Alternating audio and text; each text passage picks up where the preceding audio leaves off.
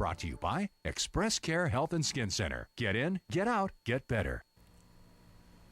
Welcome back. If you're just tuning in, we are talking about the benefits of apples and other fruits as well. So joining me now is ExpressCare's Dr. Jitka Lom, who is ready to answer some of our viewers' questions. All right, Doc, so our first viewer is asking, I normally eat my apples without the skin. Am I missing out on any nutrients? You are.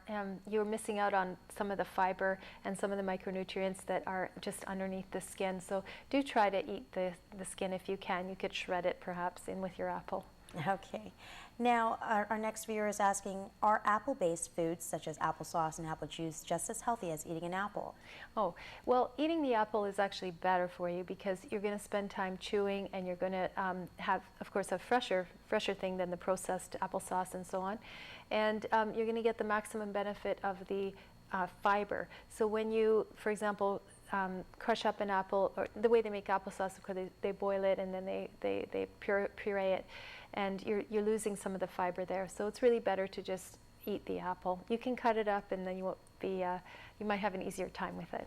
You cut it up. One of my favorite recipes for apples is caramel and Philadelphia cream cheese with nuts. We actually showed it on a segment that we did a couple of. Maybe 2 years ago. Wow. And oh my gosh, it is so delicious. That sounds delicious. And I always have apples with peanut butter for breakfast. That's so easy and good. Okay, now what about dehydrated fruits? Right. So that's also a really good question.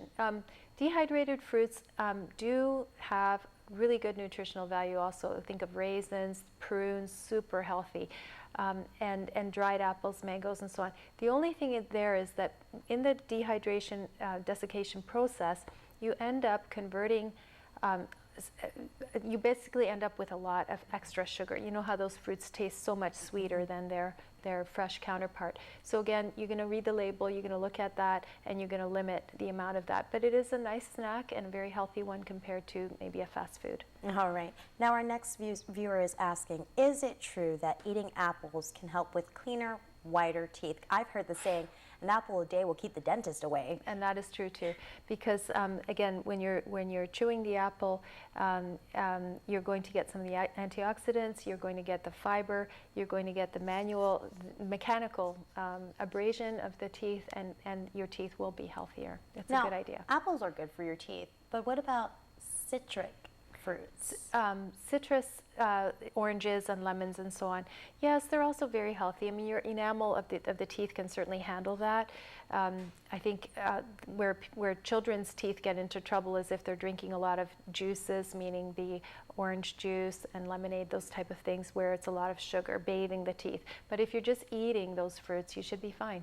Yeah, and that's why I believe they say never give an infant juice in a bottle before they go to bed. Yeah, or just don't even do that. Just if your child, really don't put juice in a bottle.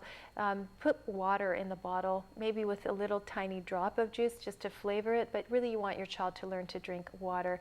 And then juice is just a special treat, maybe in a little cup once in a while. And I've learned through being a mom that by putting water in the bottle at night, it actually helps in weaning them off that bottle in the long run. So that's an added benefit. Now, our next viewer says, I have type 2 diabetes. Can I still eat apples? Yes, in fact, this is super important. Just by eating one apple a day, you reduce your chance of getting diabetes by about 20%, just by doing that, because you're eating that fiber that's mopping up the sugars that you're eating, that you're ingesting also.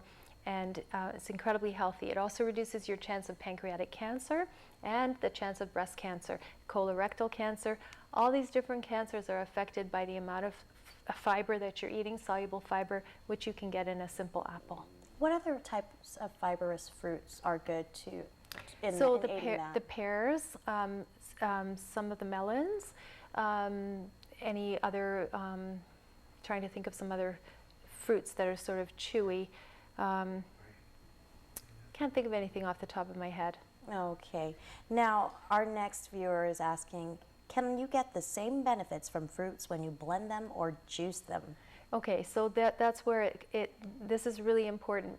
You will get health benefits, but you will probably be eating too much, because you could easily juice 3-4 apples and drink them down in 2 minutes, but you cannot eat 3 or 4 apples in 2 minutes. So our bodies are made to digest and absorb sugars slowly, and when you blend it, you're losing some of the soluble fiber and you're getting a lot of the sugar really quickly. So that's a big giant load for your body to absorb, both your stomach and then your liver. And what will happen is if you drink large amounts of juice like that, you'll end up with something called fatty liver and a problem that way.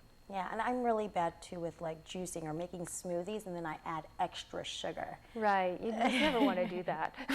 I'm not fault for doing that. You want to just enjoy the freshness of the fruit and throw in some vegetables. You can hide spinach really well in a smoothie. Okay.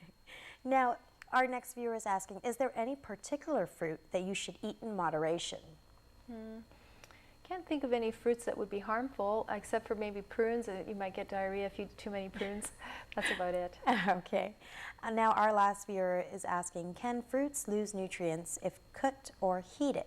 Yes, they do.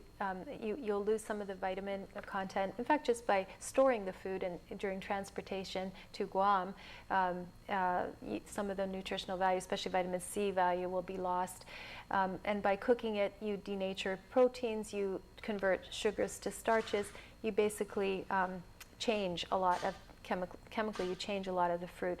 So it's still helpful, it's still beneficial, but fresh is better. All right. Now, Doc, do you know how to choose a perfect apple? Because you go to the store and you see bruises. Which does the bruising on the apples mean anything as far as then that's a good question. Like, why is it brown, right? Yeah. So what happens is that when you hurt the skin of the apple, oxygen can get in through it.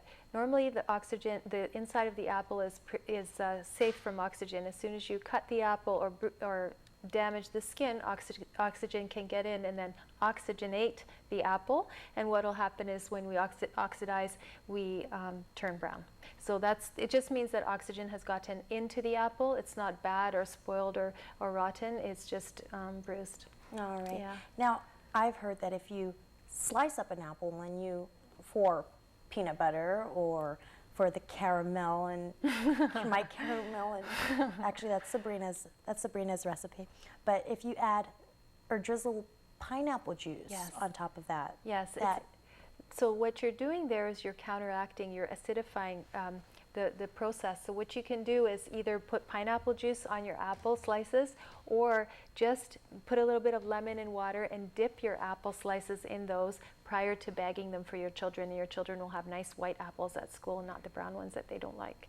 So don't forget to grab your apple a day, take a bite out of it to help keep that dentist away and keep you healthy. Well, thank you so much, Doc, for joining us. Thank you. And we'll be back to wrap